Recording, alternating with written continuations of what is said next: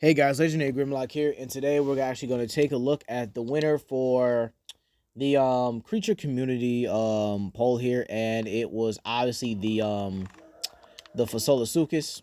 Obviously, by the title, you guys should already know this right now. But we're just really going to take a look at some of the artwork and some of the updated content that's coming to Arc 1, aka Arc Ascension. So we're going to get a pretty good overhaul and pretty good update here. And with the Fasolasuchus winning, I think this is actually pretty good here. And here's my reasons why, right?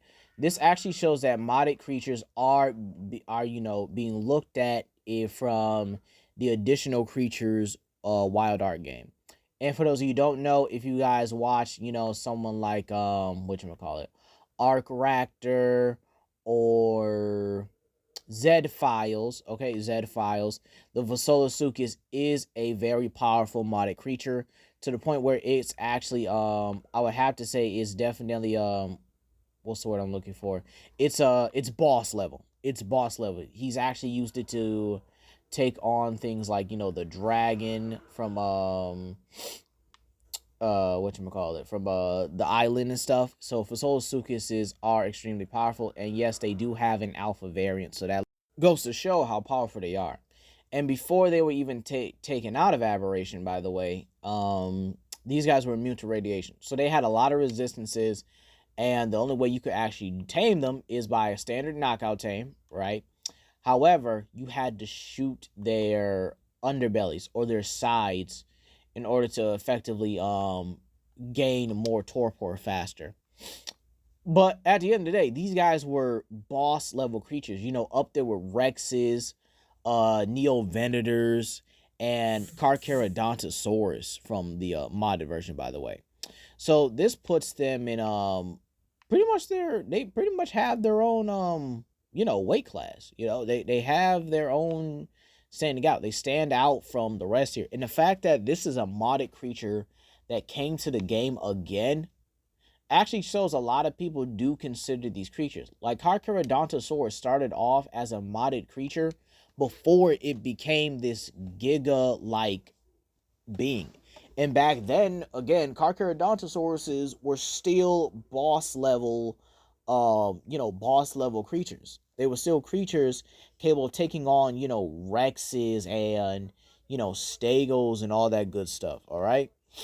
Sorry, well, not Stegos, but you get my point, right? Rexes, the Megapithecus, the dragon, and so on and so forth. So these guys were honestly, already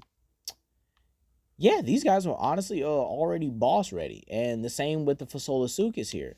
And the fact that it's actually here on Arc while we're getting a updated version shows the amount of potential that this community has here. And something I do want for the next game is for people to actually consider more I guess more prosauropods.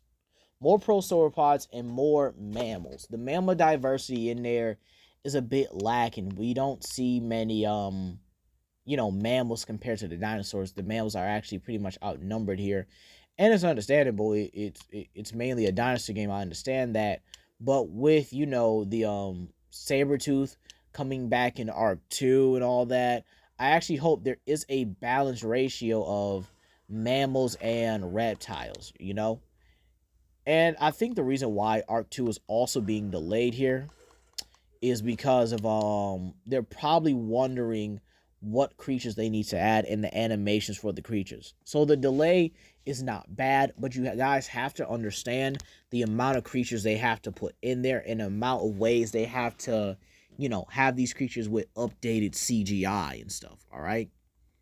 So, yeah, let's talk about the Fasolasuchus in general. This artwork is amazing here.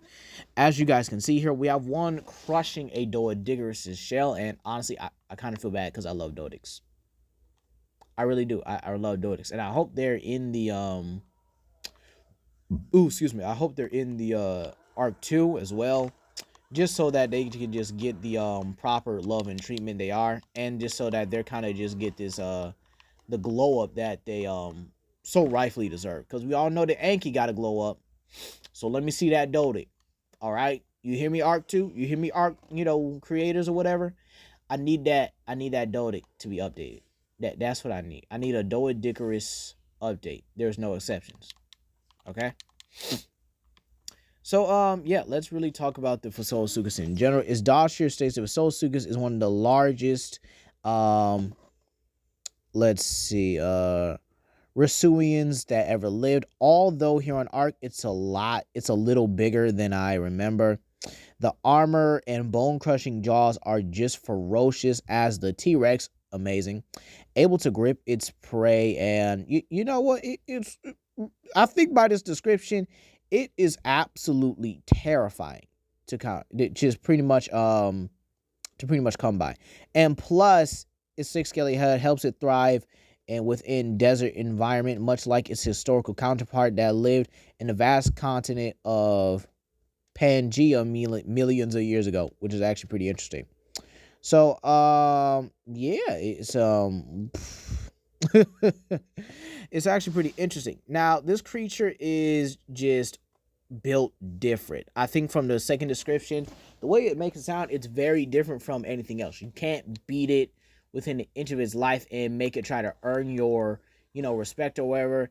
It's not gonna just, be a standard knockout tame, and it's just, it's not on the same caliber, or I guess you could say on the same mental playing field as some of the other monsters. Yes, it's tameable at the end of the day. Nevertheless, here, obviously, it would have to be tameable. I mean, what, they're gonna have an untamable creature? Okay, wait, nah, yeah, never mind. I probably shouldn't say that because wyverns aren't really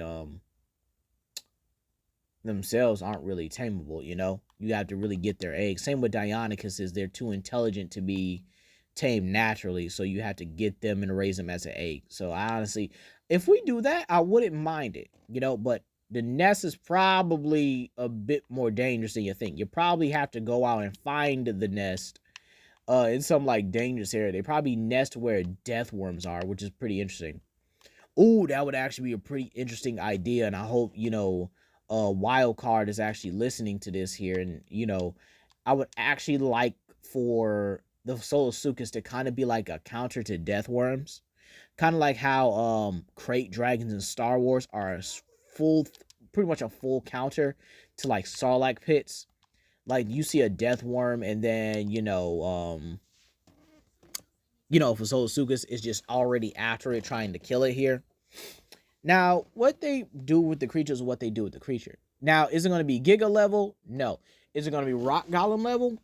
Most likely not.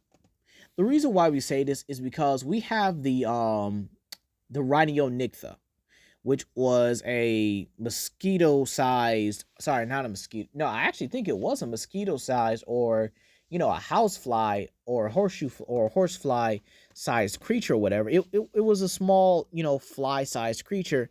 And then they buffed it up to where it's rideable. And the breeding capacity is much different than what it originally was. So, I can't wait to see that. I really can't. I can't wait to see that. Like, I really can't wait to see it in Ark in general. But, yeah, like I was saying here, with the Fasolasuchus, it's gonna be nerfed than what it originally was here. Some people always want something that's like Giga level, and in my opinion, it's annoying. I don't mean this to bash any other, writers or creators of these creatures here, or these ideas of the creatures, but having everything like Giga level, it's not fun. I'm one of the few people who don't even bother taming Gigas because I don't see having a use for them. They're annoying they're honestly expensive, and pretty much they're pretty much taxing to tame in general. So in all honesty, yeah, I'm one of those few who don't tame up a Giga at all. However, I will say the Giga is useful to some people. I just don't see the value in them because they don't serve a purpose. You can't even take them into boss fights. So what's the point? Same with the Titanosaur. You basically would have it as a giant mobile fortress. So in all honesty, there's no point. Now, as for the taming of this creature, I love it. I love the idea here. You have a creature that's pretty much got to give it armored creatures. And on Scorched Earth, this is perfect. You know why?